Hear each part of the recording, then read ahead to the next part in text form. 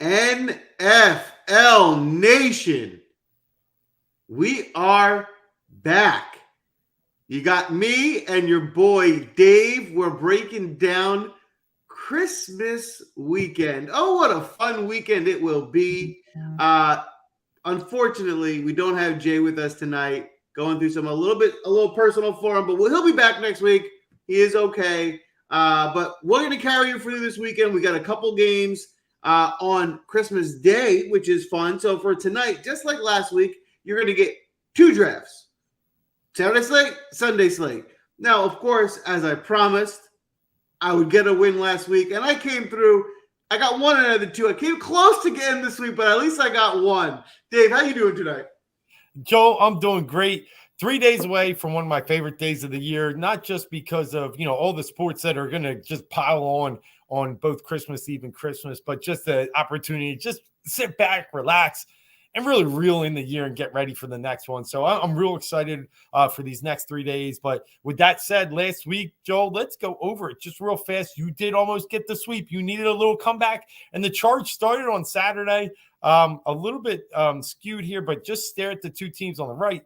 Joel, Jason, really close matchup. Jason, the better quarterback, but Joel, the more balanced team, even got it done with a goose egg with Sherfield, and the Colts D come through, gets you the win on Saturday. Sunday got even closer, but in the end, I don't have the points straight up there, but what happened was the Mahomes to Zay Jones combo got me just a little more because of the Zonovan Knight, Isaiah Pacheco. Only put up 5 total for you, but hey, you guaranteed one. And we had great picks. Let's be honest. Your stack of the Eagles would have been a Millie Maker lineup because Devontae Smith put up 20, A.J. Brown 30, and Jalen Hurts 39, the best quarterback on the board. So, you had the recipes for a huge week just with that. So, I think we did a good job hitting a lot of these big names last week and best players at each position. Yeah, and one thing to highlight, if you've been watching the show, you already know this won't be new, but for people who might be new to the show, keep in mind, it's impossible for us to draft the perfect lineup because we're competing with each other. So, take it with a grain of salt. Look at who we're all picking. Pick the guys you like. You're getting the better plays that we prefer. But obviously, I can't take, Dave might steal my pick. Jay might steal one of our picks. So, you can kind of see who we're all targeting, and then you can make your best lineup based off our drafts. Yeah, I think you make a great point here. The DraftCast, the key to this podcast show on YouTube for us is to really expose you to the full card and really give you ideas where we're thinking, and also lineup building. We just give you keys of what we're thinking of lineup building. So that's the fun part of it. I've only rolled one of my lineups into like the Millie once all year. So these lineups, I usually make a couple tweaks off of, but it's definitely the foundation. And that's the key. A lot of us get our first 2-3 picks as foundation from there. We expose you to everything. That's our goal. Exactly. That is the goal for sure. So, like I said, we're going to do the main slate, which is actually Saturday this week because it's not on Christmas Day. And then we'll do a quicker draft for the Christmas Day slate, which is just 3 games. Before we dive in and start drafting, Dave, what do you think is going to happen in this Jets game?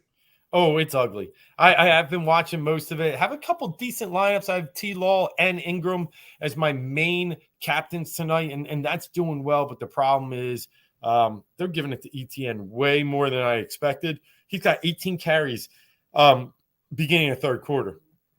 He's on his way for 30+. This Doug Peterson doesn't mess around. When he sees a weather like they have there, he's really going to incorporate a game plan that he thinks will work best. And with a 13-3 lead, ETN's going to get the majority of the carries and will probably be the main captain at the end of the night. But I do think the Jags will hold on. Zach Wilson, they're booing him. Every time he makes an incomplete pass, it's rough on the kid right now. He's probably deserved, don't get me wrong, but I don't know how he can overcome that weather, that defense, and now his fans against him.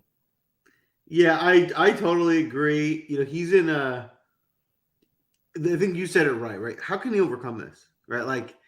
And he's not playing well. It's not like he deserves to be cheered, but for a guy who you took the second overall pick, you want it to work, right?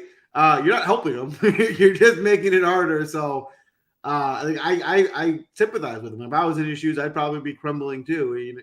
The pressure is obviously already on him, and one errant throw, and the whole stadium's calling down on him. So they're probably going to pull him, like you said. I And think they will. I don't know Yep. what other option they have if they want to make the playoffs.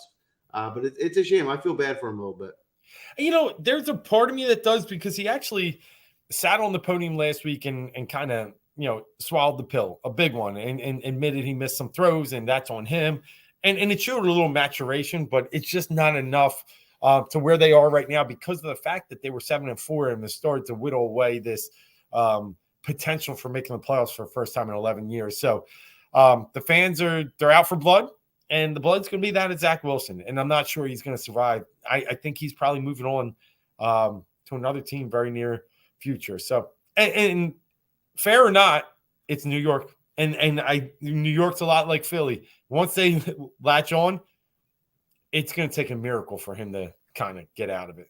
By the way things are going, it just seems like he's going to be a Carolina Panther next year. I mean, that's how these guys pan out. Darnold or Mayfield, Darnold. Yep. Like, that's kind of what happens. You get taken too high, you stink, you end up on the Panthers. Yep. All right, let's dive into it. Let's start with the Saturday slate for the first draft. It's just going to be a 2-man draft with me and Dave, so not quite as many picks. We should have a little bit more competitive teams, but we're still going to have some fun with it this week. Dave, who should pick first, since we technically split last week? Yeah, well, you won the Saturday slate, so I'm going to let you choose your position on Saturday, and then I'll choose mine on Sunday. And I will say, if anybody's there in the comments and wants to pick like they do in the DraftCast for golf for Jay's team, you're welcome to, and then we'll just do some ownership values. If not, we'll leave it blank. But if you're out there and you want to join in, please post your comments. So, Joel, I'll let you choose between 1 and 2. I'm going to let you go first. I'm going to take the second pick. All right, yeah. All right. So this slate, this is the 10-game slate. A lot going on, and there are a bunch of different games out there. I mean, can you believe the total in the Cleveland and Saints game? 32.5. I haven't seen one that low in many, many years, but one of the biggest on the board is obviously going to sit with Kansas City and Seattle, and just the way that, Kansas City still has a lot to play for with Buffalo, being tied with Buffalo in the AFC East. I'm going to start off with the guy that got me the win on Sunday last week, and I'm going to go with Mahomes. I just I don't think there's many times you can go wrong, but when you get Hurts off the board because of his injury, to me, it's Mahomes, and then a wide gap of who's next. You could lean Allen. I like Allen too, but let me go with the cheaper quarterback of the two, and I'll go Mahomes as my first pick. I'm laughing because I've nixed my strategy of cheap quarterbacks. I wanted to pay up and get Mahomes. I didn't think he'd go there first. I usually don't. Yeah. So, all right. Well, now you have your quarterback. I'm going to go different directions, and no need to competitively do that. So I'm going to go ahead and take your top pass catcher. Give me Kelsey. Give me the best tight end on the slate. Yeah. I know this is a very strategic pick by me, thinking obviously Kelsey's head and shoulders the best tight end. If I can get him on my team and get points from that position locked in, I think that should give me an advantage here, because I don't think you're really getting guaranteed points from any other tight end. That's possible, but nothing is as obviously a big a guarantee as Kelsey. And then I'm going to pair Kelsey with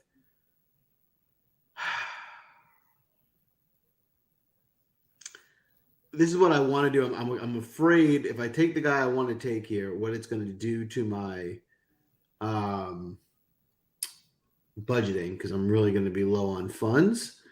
But I think I'm just going to have to do it and see what happens. And I'm going to go ahead and take the formula that's worked for me. I win with him. Give me Justin Jefferson. Listen, for a 2-man slate, this is the guaranteed points. And I know he's playing my Giants. And I do think the Giants actually aren't the best matchup for him.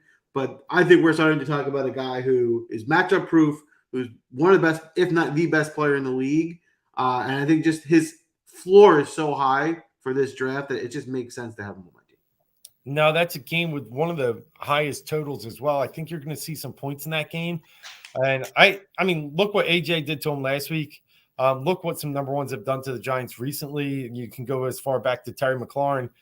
They've had some decent games. CD had a good one. So I agree with you. Like the Giants can present some matchup problems, but where they've been kind of defunct is in that backfield with injuries. So I think Jefferson's going to be a great play and someone I'll look to roster quite a bit come Sunday. And the Giants are going to be in that game. Those Vikings stink.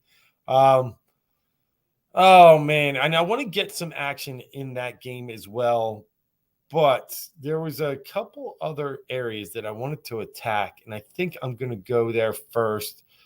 Yeah, I'm going to do it. I'm going to go back to Miles Sanders. Eagles without Jalen Hurts this week.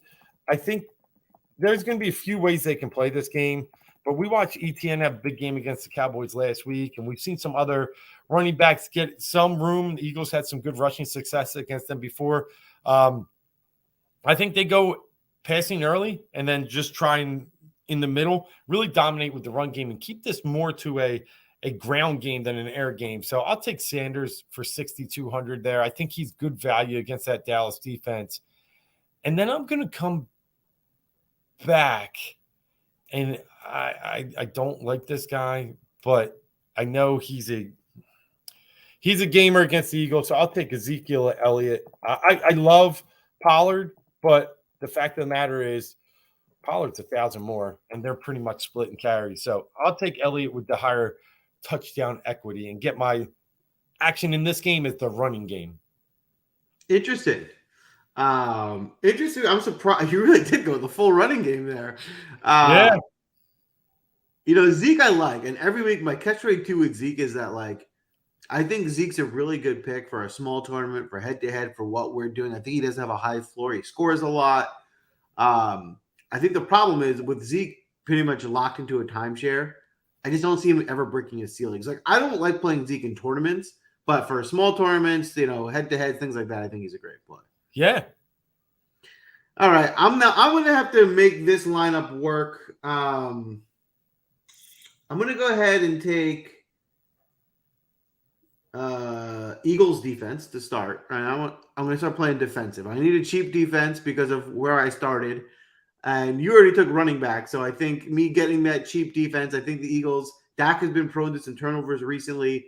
I think the Eagles defense was underpriced here at 2,200 to be that cheap. This is still a very good defense, and probably the way the Eagles are going to play them this week is a more of a lower, if they can, right, of a lower scoring game. So I'm going to start with them there. I'm going to pair them with Jerick McKinnon.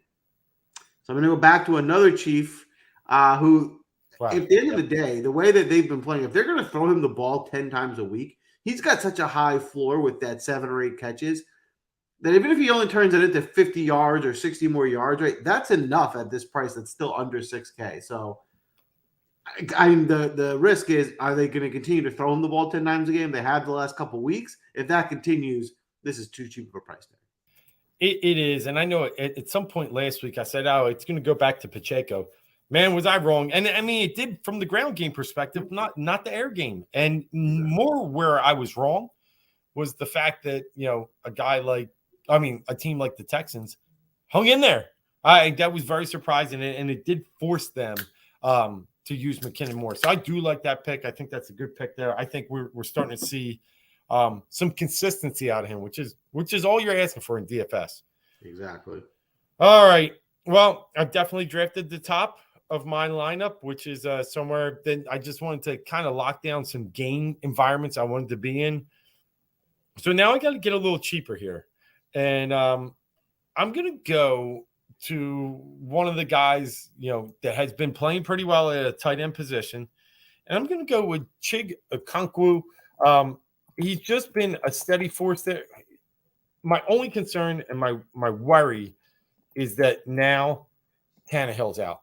But with rookie young quarterbacks, there's a chance that we'll see a little bit more to the tight end area. So I'll stick with the guy that's been getting open and actually doing something in the passing game. 3 straight weeks, double digits at 3,500. It's still good value. But I'm adding the caution there because it does. I'm going to guess Malik Willis is playing, right? I would assume, yeah.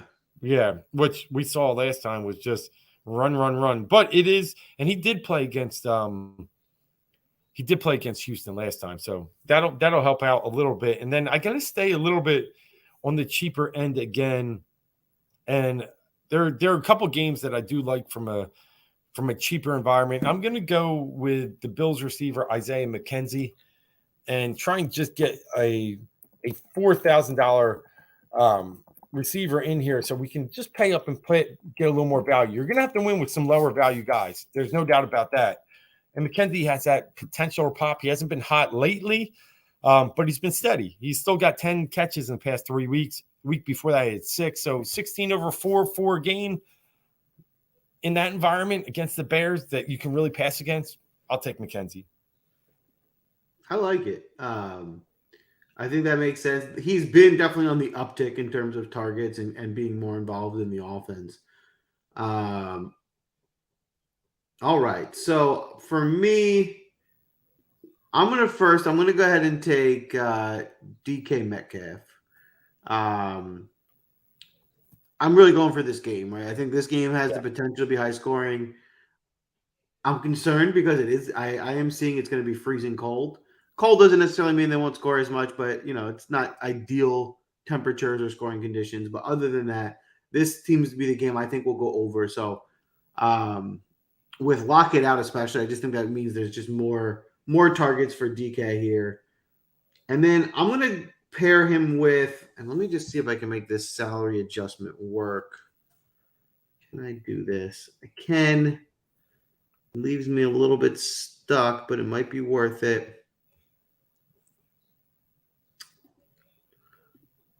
All right, so tough calls here. This is making it challenging. I'm going to first take, that's what we're going to do.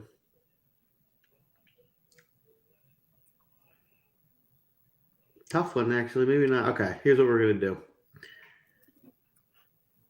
do. I'm going to go ahead and take J.K. Dobbins. He's just been playing too well to be under 6K still. My hesitation was there was a cheaper running back I was considering that I thought would also have worked, but I just like Dobbins too much. I'm going to have to just sacrifice basically a really cheap receiver somewhere to make this total salaries work. But that's okay. What I'm going to do with JK, one of my big risks I got to take here is Will Dissly. I'm going to play him at tight end. Hold on. You use DK. I can't take Will, but you use DK as your first pick. Oh, I already took 2. Okay. Yeah. Yep. But don't worry. I'm not going to touch Will because I already have a tight end in there. So you'll be good on the way back. Okay. But, all right. I'm going to kind of fight the same problem you're going to fight in a second here. But at first, I'll take the Commanders defense at 2,400 against Brock Purdy and the 49ers. Again, looking for some value here with the hope Chase Young may play. I'm still hearing that, he was close against the Giants. If he gets out there this week and can kind of, add that extra dimension, that defensive line, we could see some sack fest or some good turnover potential here. So 2,400, a little bit like you with the Eagles, scraping at the bottom, but a team that I think could surprise. And then I got to go with my flex. I got to go Derrick Henry. Him versus Houston is just almost an automatic. Last time he faced Houston, 219 yards, 3 touchdowns. And now with no quarterback, no passing game, I really like his position again this week. This is a must-win for Tennessee. Obviously, if the Jags win tonight, they got to keep that one-game advantage going to the last game of the season when they play each other. So Henry, Houston, really good matchup, one that I want to expose. I'll take Derrick Henry. Yeah, I mean, you're right. This just seems like the ideal situation for Henry going into this week. So, I mean, that totally makes sense. So yeah, I messed up this draft. I'm 100 away. I would have had it right. I messed this up, but all right. I pivot. I'll figure it out. So I guess I'm going to go ahead and nail Dissly in. Okay. We'll have multiple pass catchers. Obviously the hope for this pick to work. Noah Fant is not practiced all week. It seems like he's a true question. Well, if Fant doesn't play, I actually think Dissly's a really good pick because and every down is super cheap. So if Fant doesn't play, then this will be I'll be really happy about it. If Fant plays, I won't be looking to play Dissly in too many of my lineups. So we'll see what happens as the week goes on with Fant. I'm also going to take, and this is a kind of, I don't really have another option here, Deshaun Jackson. The reason I got to Deshaun Jackson is it looks like Devin Duvernay's hurt, and he's not going to play, and their receiving room's a mess. If he's going to get more, I mean, he's getting a few targets a week as it is. If he's going to play more regularly, you want receivers against this Atlanta team. They are one of the worst pass defenses in the league. Somebody usually has a big day. If he's going to be out there for most of the pass routes, at least there's a chance he catches a big one and can get me there. So it's not someone I'm really targeting, but out of desperation based on salary I have left, he was the best I could do for 3,200. No, I like it. Who did they pick up this week? It was someone out. Was it like Sammy Watkins? That's who it was that Green Bay just cut. That's right. Yeah. No, I like the pick. I think it's a solid pick there. And I'll tell you, I'm going right back to kind of where you were, and that game environment is very good for pass catchers on both sides. And the guy that paid off for me last week was Drake London at 4,800. He's a guy that went 7 for 70 last week. Very solid game. If we punched one in the touchdown there, we're in the 20s. So I like his potential this week, and it leaves me with 6,200 left at wide receiver. Few options. And while you're thinking, I'll add about London. They're clearly trying to force him the ball more, right? Like the last 2 weeks, they've been a point to throw them the ball a lot to still get him under 5K against a team that's one of the best run Ds in the league. I love the London bet. Yeah, I think Ritter can play. I mean, he didn't have the greatest game and it all, but he still showed potential there. And they almost snuck that one out at the end. But, man, I'm really torn. I love Scary Terry. He could get me the 62, but I don't love that game matchup. I'm going to try and pair someone up with my quarterback. So I'll leave a few bucks on the table, and I was going here anyway, but I'll go Juju Smith-Schuster and put me at 58, a guy that, just seems to be, as much as Kelsey is, he's a safety blanket. And it just seems like he's there. Last week, 10 for 88. The week before, 9 receptions for 74. Not going to blow it deep, but a guy that could easily catch 8 to 9 balls, especially in that game environment. He's another one of those guys, better than Zeke, but he's so safe. He's going to get those 7 or 8 catches. Yep. He's going to get at least 60, 70 yards. His floor is high, but he has a bit more of a ceiling than Zeke. If he, does score, break one, then all of a sudden he can be in a GPP too. My pick is obvious, right? It's already out there. It's Geno Smith. We're going to go quarterback in the same game. The shootouts there. I think they're still disrespecting Geno. I mean, Geno's having a great year. I'm not when you look back on his season and he's going to throw for almost 4,000 yards. He's going to have almost 40 touchdowns. Geno Smith is having a great year. This is an awesome environment from the Chiefs are going to score. No one stops the Chiefs. It's going to be a fast-paced game.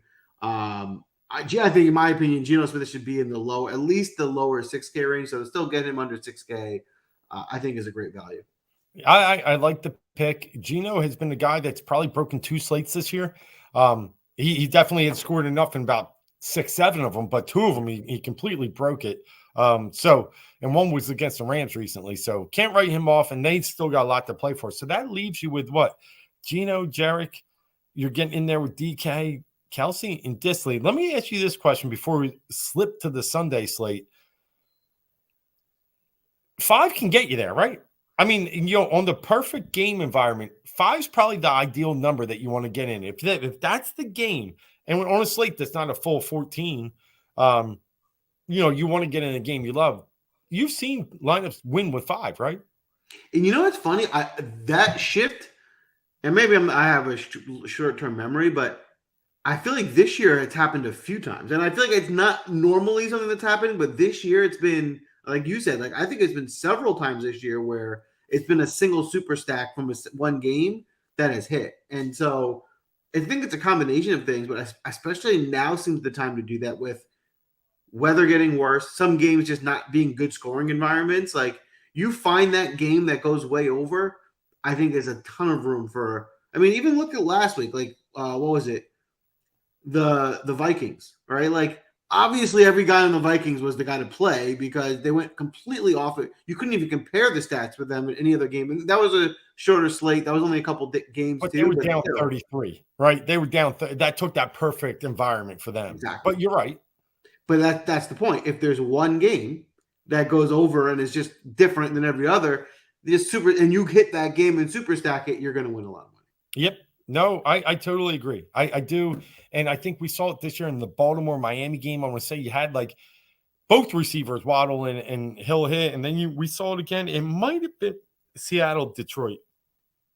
But we saw it a few times. Absolutely. So I love it. For me, on my side, I mean, I ended up getting into that game twice, which I'm thrilled about. And then I kind of spread it out in 2 in the Eagles game, the second highest total. The one I'm probably disappointed about is the Vikings-Giants. I was on Saquon, and I was going to put him in instead of Henry.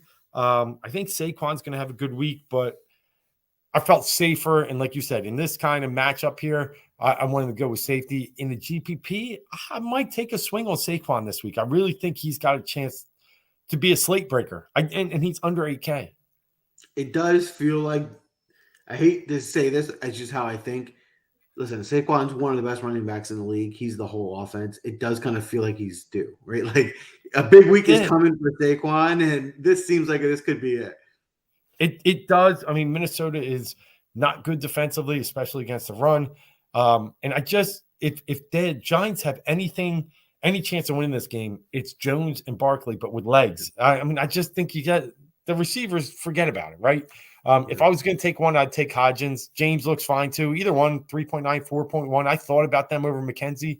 But yeah, I think the Giants have a shot this week, but I think it's got to be with Saquon. And on the other side, we left him out there, but Dalvin Cook, I mean, are you looking at a big game from him, or do you think the Giants step up and stuff the box? Generally, I don't like Dalvin Cook. I think he's over the hill. I think he's lost some explosiveness. Now, that doesn't mean like he's unplayable. Like he plays for one of the most explosive ones in the league. He can easily get in the end zone. And I will admit the Giants are a good matchup for him. You probably want to attack the Giants on the ground. But this isn't – I just don't think this is the same Dalvin Cook we were used to seeing 2 or 3 years ago. He's lost a little bit of explosiveness. And I think he still gets ownership and pricing as if he was that guy from 2 or 3 years ago. So that's why I typically stay away from him. But I will add, if you are looking for the pass catchers, don't be afraid of Darius Slayton. I mean, Darius Slayton's been the Giants' go-to guy. If someone of this team is going to break a big one for a score, it's probably Slayton. So against this pretty poor Viking secondary, he's the guy I would target if I'm going for that game. No, I like Slayton. He hasn't been kind of breaking out lately, but when he's had his games, he's been someone that saved your lineup for sure. Before we get off this slate, let's just look at 2 other quick ones real fast. We've drafted a lot of people from most games, but looking real quick at the Cincinnati-New England game, is there any love at any part in this game? I mean, it's going to be cold, but the precipitation looks like it's out of there. But if it's going to be what it is here, which is going to be 20s, I don't know if I want to play much of this game. Yeah, I think I'm definitely not looking to stack this game, right? If I play anyone, I'll probably play one guy maybe, and where I'd be looking is a pass catcher on the Bengals, right? And if the thought is Bill's going to try and take away Chase, that then maybe Biggins breaks free for a few big plays, I can get behind that narrative for this week. Something like that. Maybe even Hayden Hurst, thinking that they really go after the receivers and he gets a couple big catches. But for the most part, maybe I'll play a single guy or two on this game, but I'm not looking. I don't think this is a positive game environment. So the Jets pulled for that guy I was telling you about. Streveler is in the game, 2 for 2 already, 37 yards. They dressed him. He came out for a play and they botched it. And he was just going to do a power run, Taysom Hill style. But now he's in, just like we thought, just like I thought at half. There was no way Wilson was staying. Hey, one more quick one I want to ask you about Saturday, and then we'll go to Sunday. Gardner Minshew at 4.8. Any chance you could see yourself playing him a little bit with that offense? Here's my issue with Gardner Minshew. It's the ownership, right? I think if he was low owned, I would definitely give him a shot. It's not a good matchup. I mean, the Cowboys are good against the pass. Listen, the Eagles offense is good, and I do think he's a good player. And if he was playing mostly any other team, I would love him. But I just think the Cowboys have done a good job against most pass offenses this year. And if a lot of people are playing him, you're not getting any ownership leverage on him. then I don't want to go to the chalky Minshew. If he turns up getting lower ownership and he's not chalky, then yes, I would go there. What's a good number for low ownership on a 10-game slate? 10%? 12? I think anything under 12, I'll be okay with. Yeah. Okay. Good stuff. All right. Let's flip it and script it to Sunday. So I'm going to take my spreadsheet here. Where is she at? And we're going to go to Sunday. And like you said, I took that one. So I'll do you one. I'll flip it over to you and let you draft first on that Sunday slate. And I'll come back with the double on the way back. Okay. All right. First pick. In fairness to me, I'm preparing for 2 drafts here at one time, so I really wasn't fully ready for this. But you know what I'm going to do? I'm going to go back to my formula from last small slate. I'm going to go Tua. Give me Tua in the highest projected environment. What I would assume is probably the highest projected total offense. I'll take the leader and the quarterback. Tua has been, relatively disappointing more recently, but this does feel like a get-right spot for him. I do agree. I think he's a really good pick here. I'll say, and I might be repetitive about this, I'm not in love with Tua overall as a quarterback, but this year with that offense in the right games, I think he's fantastic. I'll be starting him in the fantasy league this weekend in one of them because it's a great environment. I really believe it. Green Bay coming down there. So I'm with you. I'm actually going to go, no, I don't have to because you just took one. So I take that back. I can sit there and wait. Jay's not in here. So with that said, one of the things we've seen a lot is teams but they don't. Oh man, I'm with you. I have a slate ready. It's just all right. I'm going to do it. I'm going to take Waddle as my number one.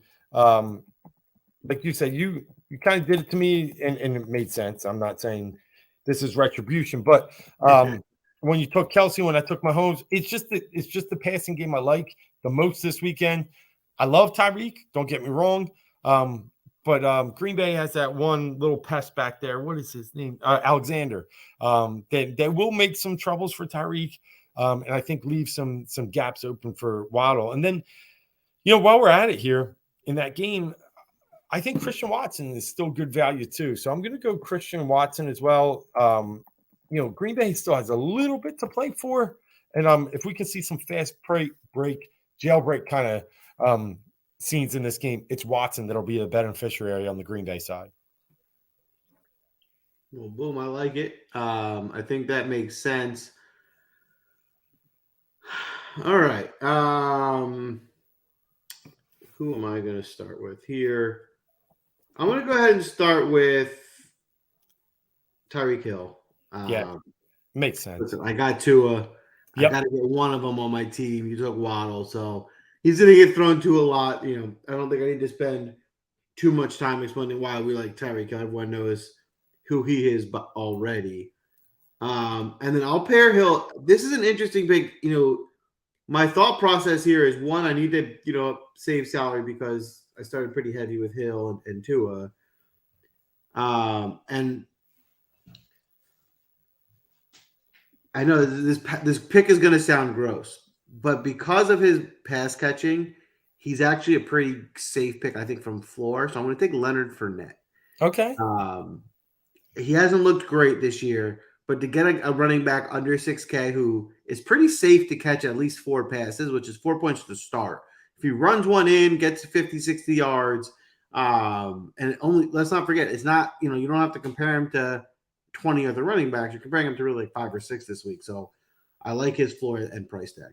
No, I like it. And you almost scared me because one of the guys I was going to is a good pass catcher out of the backfield. And I'm going Marlon Mack.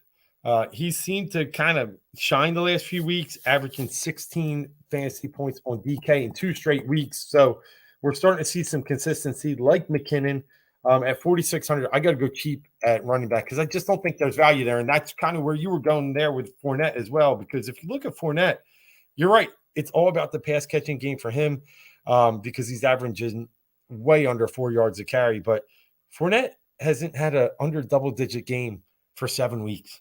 Like, he's only had 2 under double-digit games all year. So he's a steady force. I like that pick. And I'll take the risky pass catcher with Mac.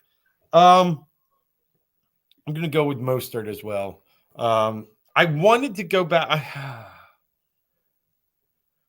I really think Jeff Wilson, for everybody watching, I think I'd rather play Wilson if he's available. His hip is still questionable, but Mostert had a huge game last week. So I think they won't take it all away from him at one swoop.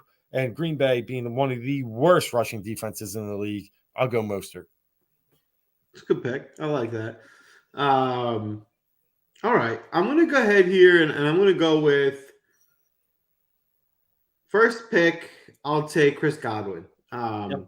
He's his targets are going to be there. He's going to minimum 8, right? Last week he had 8 for 83. If he scores, it's icing on the cake. Again, this is another guy with a pretty high floor and has really become kind of Tampa Bay's go-to guy. And I'm going to pair him with A.J. Dillon. A.J. Dillon, he's a big part of this offense. He seems to be coming around late. He's another one. I think we mentioned it last week's show. Like, he's had a really disappointing year so far. And it feels like he's another guy that's going to push to finish the year strong and make everyone forget how bad he was for the first 14, 15 weeks.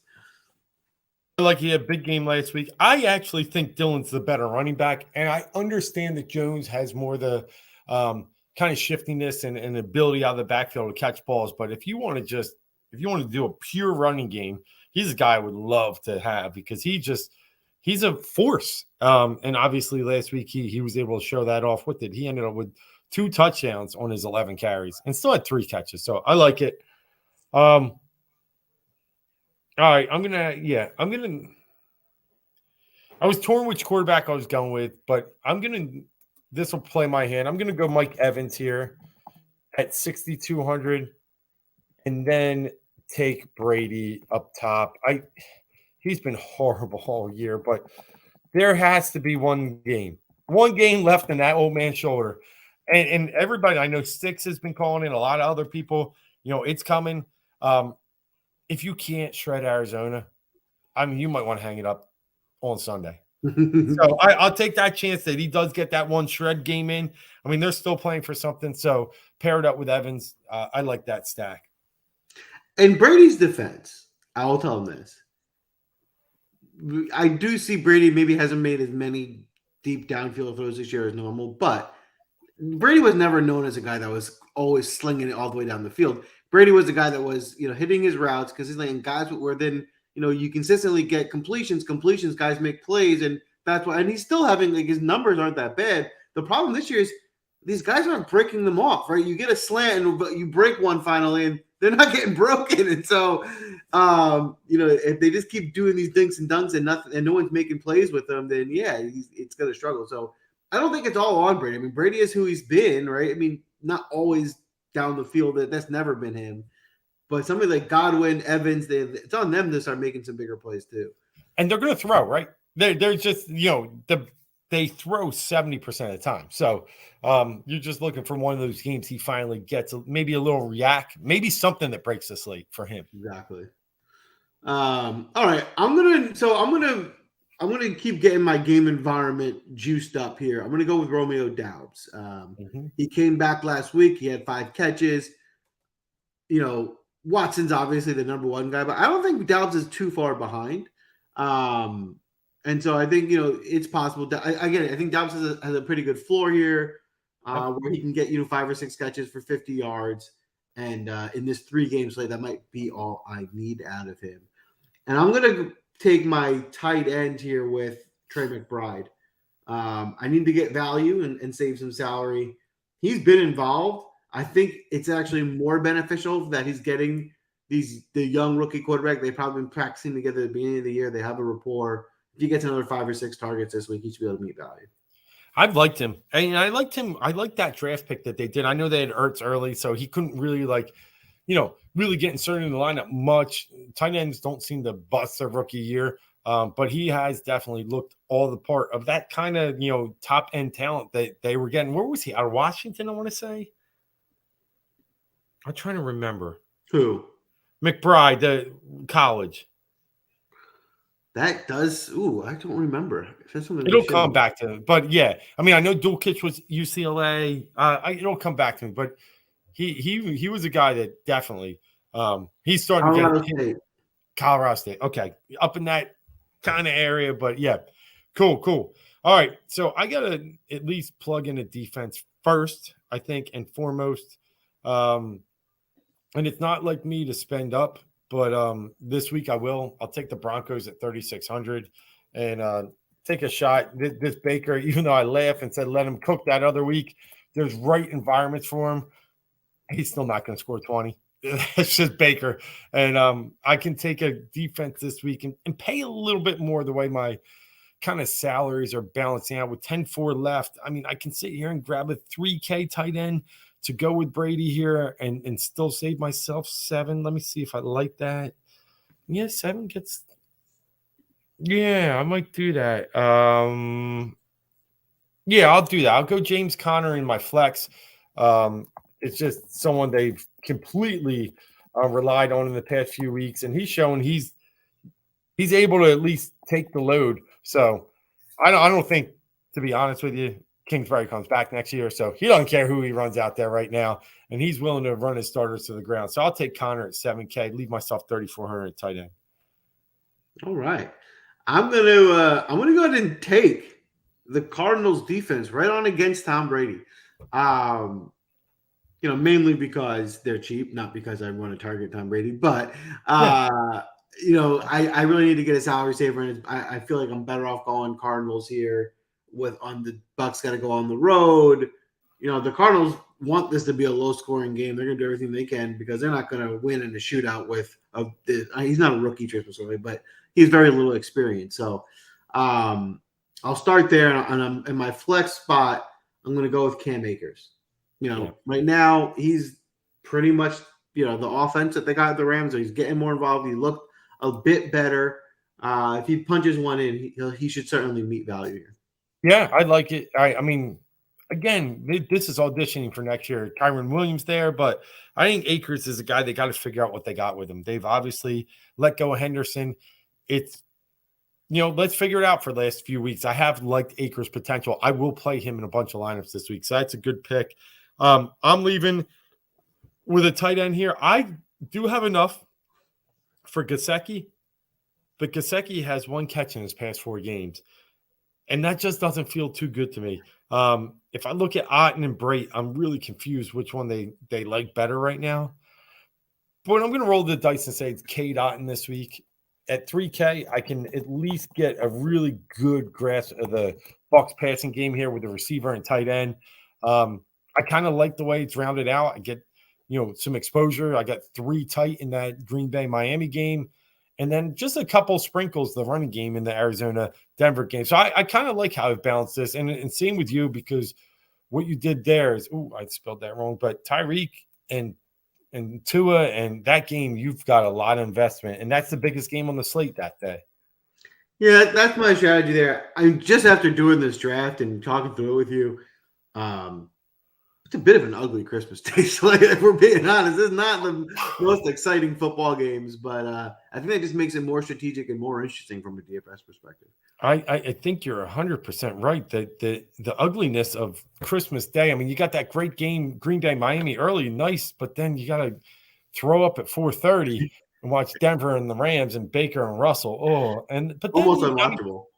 And then at night, the only good thing you got going on is you got TB12, right? And the chance that they're still playing for something. So, but this looked like something of a slate. Obviously, Arizona and Tampa playoff teams last year. Denver, a high team coming into this season. Rams defending Super Bowl champs. It just didn't line up the way that NFL thought. But they got some good ones on Saturday though, and I'm excited for the whole weekend. I think we've hit everything we could have here now with the short slate on Sunday. You got anything else before we get out of here? That's it. It's a fun weekend, from a DFS perspective. One thing I was talking about with my dad, I'll just highlight for everyone here. All those matchups that now in this season that we're this deep in, that we are like, that's obvious, right? Like, that's so obvious. This team stinks against tight ends, like target the tight end, whatever. the NFL coaches know that too, right? And I think one thing we noticed last week was we say that, but the other coaches say, hey, we've been bad against the ends, and they're playing Travis Kelce, let's take him away, stuff like that. So, I try not to go all in on the most obvious play every time because those don't always come to fruition. Teams adjust throughout the season. So, we're picking our spots, and at the end of the day, from a DFS perspective, the most important thing is game environment. Get the guys that are going to be involved in the high-scoring games, and that's the most fruitful recipe, in my opinion. Yeah, I agree. And hey, while we're out of here, before we walk out, I'd be remiss if we didn't talk about Win Daily. And, Win Daily's just been one of our places. It's our home. Joel having a couple big takedowns this year. I've had 2 in the NBA. And what we do as a community here is we build together. We share our thoughts and ideas. It's based on a bunch of experts in the field, not just the guys writing and hopping on here tonight and talking, but also, our subscribers each and every week give us even the good tips and the inside information. We've got guys that are in Cincinnati and Oklahoma City out west that, are closer to the teams that really make those, kind of invested calls that help us. And that's where we get used to it in the Discord chat, as well as our models and articles. So get in there, play around. We're giving away a week for free here at Win Daily. The gold membership, you'll get used to it. $5.99. Listen, I was floating around the internet the other day. These guys want $15 a week to get in their Discord. These guys want $20. These guys want $100. Like, we're talking $5.99. As we say, a cup of coffee here. If you can spend that much time trying to build lineups and win, I guarantee you this $5.99 investment will help you get a win. That's it. It's that easy. You get more than just the draft picks there, right? That's where you get the bets, the talk through. You get your questions answered, and you make some money. Good luck this weekend. Merry Christmas. Happy holidays, everyone.